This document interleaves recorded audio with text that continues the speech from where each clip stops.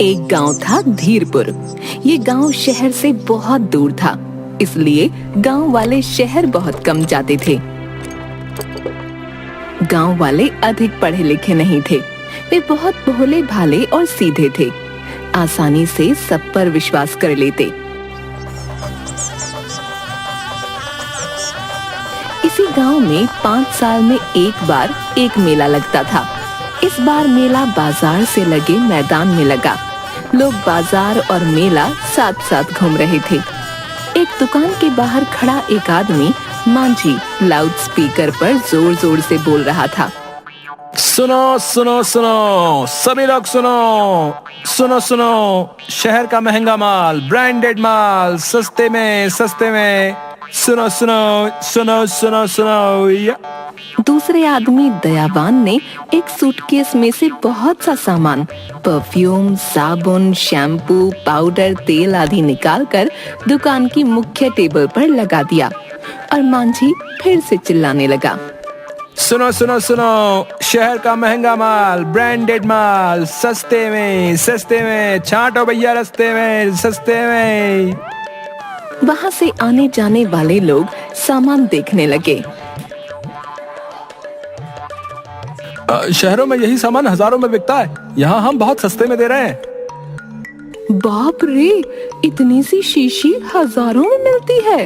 हाँ, और नहीं तो क्या, बड़ी कंपनी का ब्रांडेड माल है। सारे हीरो हीरोइन यही इत्र लगाते हैं। सच्ची, ये वाला इत्र लगाते हैं? हाँ, बहुत अच्छी खुशबू आती है इसमें, गुलाब के फूलों जैसी, एकदम मजा आ जाता है। सच्ची, इसमें से तो बहुत अच्छी खुशबू आ रही है, बिल्कुल हीरोइन वाली। लाओ 500 रुपए और जल्दी से इसे ले जाओ, वरना कोई और ले जाएगा। 500 रुपए? शहर में यही शीशी 5000 में बिकती है, यहाँ तो बहुत सस्ते में दे रहे हैं। औरत उसे 500 रुपए देकर खुश होते हुए वो शीशी लेकर चली गई। एक आदमी शैम्पू उठाकर देखने लगता है। अरे देखना क्या भाई, ले जाओ, 4000 का माल है, तुम्हें 500 रुपए में मिल रहा है। देखना, इसको लगाने से बाल रेशम जैसे नरम और मुलायम हो जाएंगे। आदमी उसे 500 रुपए देकर वो शैम्पू ले जाता है। इसी तरह मांझी सबको सामान देता रहता है और दयावान रुपये गिनता है। कुछ ही देर में उनका सारा सामान बिक गया और दुकान खाली हो गई। अगले दिन दुकान के बाहर खड़ा होकर मांझी लाउड स्पीकर पर जोर जोर से बोलने लगा। सुनो सुनो सुनो, हजारों का माल सस्ते में, टीवी, फ्रिज हो या वॉशिंग मशीन या कंप्यूटर ले लो, सस्ते में। वहाँ से आने जाने वाले लोगों की भीड़ लग गई। भाई कहाँ है टेलीविजन, दिखाई क्यों नहीं दे रहा? अरे वो तो गोदाम में रखा है, यहाँ कैसे दिखेगा? भाई कितने का दे रहे हो? 25,000 का टीवी बस 2000 में मिलेगा। सच में? हाँ, सच में, 2000 की सेल है, कोई भी माल ले लो, टीवी, फ्रिज, वॉशिंग मशीन, हमारे पास कंप्यूटर भी है। मैं तो कंप्यूटर लूंगा भैया, सुना है ससुरा शहर में बहुत महंगा मिलता है। हाँ भाई, ये कंप्यूटर ससुरा बहुत महंगा है, पर हम सस्ते में देंगे। भाई क्या करना होगा? कल आकर अपना ऑर्डर बुक कर देना, और हाँ, ये छूट बस 2 दिन चलेगी। अगले दिन गांव के बहुत से लोग उस दुकान पर पहुंच गए। दुकान में दयावान एक कंप्यूटर लेकर और मांझी एक रजिस्टर लेकर बैठा था। भाई तुम्हारी दुकान में तो कोई सामान नहीं है, कहाँ है हजारों का सामान? हमारा एकदम सीधा काम है, हम पहले ग्राहकों से सामान का ऑर्डर लेते हैं, फिर गोदाम से मंगवाते हैं। हम कुछ समझे नहीं भैया। अरे तुम सब यहाँ आओ, मैं समझाता हूँ। सभी लोग मांझी को घेर कर खड़े हो गए।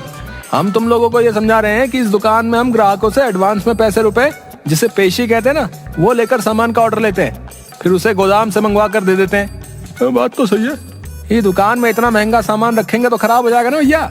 तुमको भरोसा हो तो लो, वरना रहने दो भैया, कोई जबरदस्ती थोड़ी है।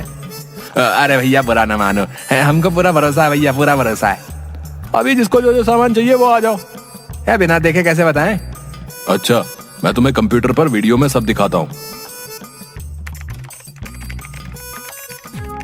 दयावान कंप्यूटर में चित्र दिखाता है और मांझी सबको समझाता है।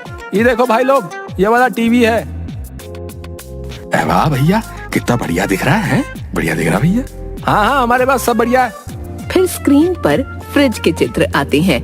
ये देखो फ्रिज, डबल डोर, मेरा मतलब है 2 दरवाजे वाला है।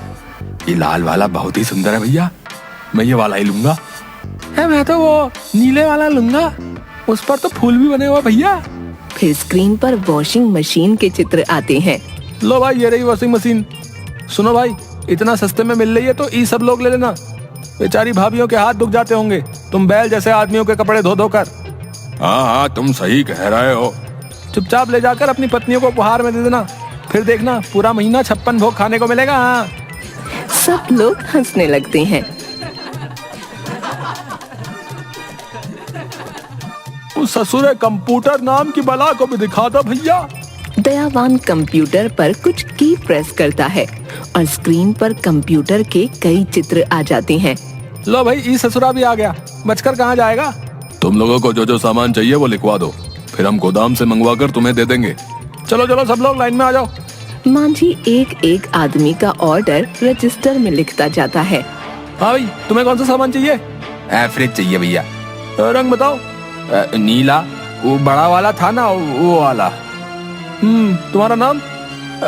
सोना लाल। चलो अब 2000 रुपए सर के पास जमा करवा दो।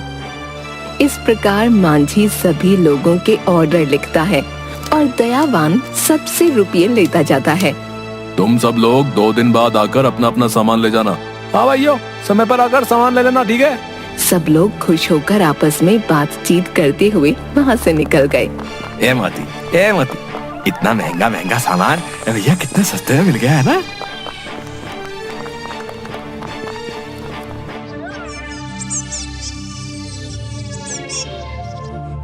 2 दिन बाद गांव वाले दुकान में पहुँचे।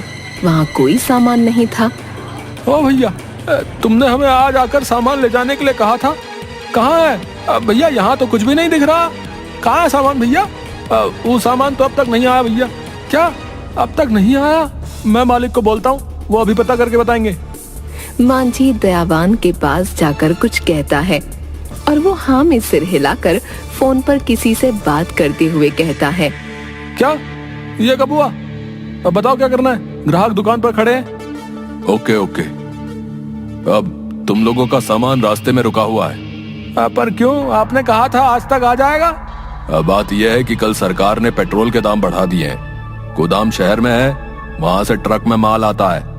अब तुम लोगों को 200-200 रुपए और देने होंगे। पेट्रोल महंगा हो गया है, इसलिए ट्रक की आवाजाही महंगी हो गई है। हाँ, बात तो सही है, आए दिन पेट्रोल महंगा हो जाता है। उसके बाद कल शाम तक सबका सामान आ जाएगा।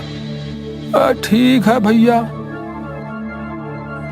सब लोग फिर से दयावान को 200 रुपये देकर चले गए। उनके जाने के बाद मांझी और दयावान खूब हंसते हैं।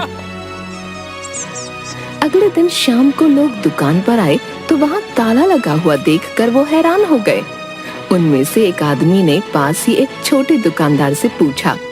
अरे भैया, ये मांझी और ये दयावान ऐसे ताला लगाकर कहाँ चले गए भैया। कहाँ चले गए ये नहीं पता। मांझी कह रहा था कि बहुत जरूरी काम है, 2 दिन बाद आएगा। शुक्र है 2 दिन में आ जाएंगे। मुझे तो लगा कहीं पैसा लेकर भाग तो नहीं गए। 2 दिन बाद वे लोग फिर आए, तब भी दुकान पर ताला लगा था। नहीं भाइयों, वो लोग अब तक नहीं आए। ऐसा करो, तुम हमारी समिति वालों से जाकर पूछो, वो बता देंगे। मुखिया जी, ये दुकान वाले कहाँ गए हैं, कब तक आएंगे। ये दुकान तो समिति की है। उन दोनों ने थोड़े दिनों के लिए किराए पर ली थी, पर दोनों अचानक गायब हो गए हैं। ना ही उनकी कोई खबर आई है। ये क्या कह रहे हो, वो दोनों हमको सस्ते में सामान बेच रहे थे, हमसे तो रुपया भी ले लिए हैं। अच्छा, तो तुम लोगों को भी चूना लगा गए। और भी कई लोगों ने उनकी शिकायत की है। सबका पैसा लेकर भाग गए हैं वो धोखेबाज। सस्ते माल का लालच देकर तुम लोगों को अच्छा मूर्ख बनाया।